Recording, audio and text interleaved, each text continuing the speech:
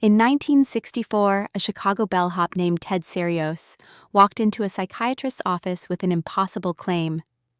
He could burn images directly onto Polaroid film using nothing but the power of his mind.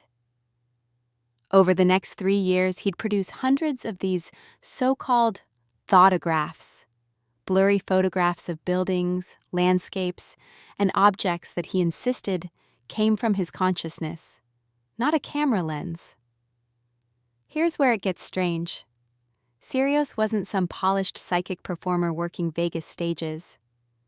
He was broke, often drunk, and he used a crude device he called a gizmo, just a small metal tube he'd hold up to the camera lens while pointing it at his own forehead. The shutter would click, and somehow an image would appear on the film. The psychiatrist testing him was Jewel Eisenbud, a respected Denver-based doctor who became absolutely convinced Serios was genuine.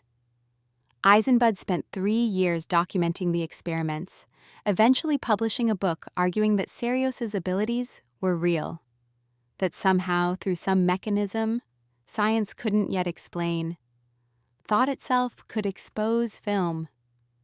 He wasn't alone in believing it. For a moment, in the mid-1960s, Serios became a minor celebrity, appearing on television shows, demonstrating his power to audiences.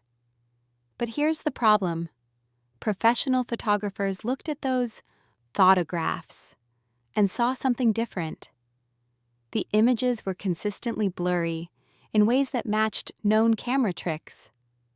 The gizmo, they argued, could easily hide a tiny lens, or even a photograph printed on transparent material.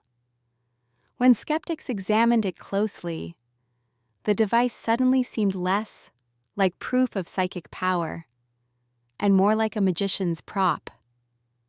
Eisenbud insisted the controls were airtight. Serios insisted he was genuine.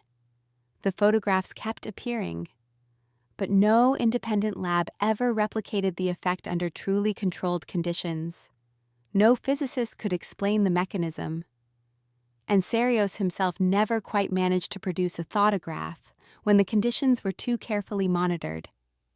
Ted Serios lived another 40 years after those experiments ended, died in 2006, and took the secret with him, if there ever was one. The photographs still exist. Scientists still debate them. But the question remains unanswered. Was Ted Serios a genuine psychic, whose ability science simply couldn't measure? Or was he just a clever con man who found the one psychiatrist willing to believe? What do you think happened in that room?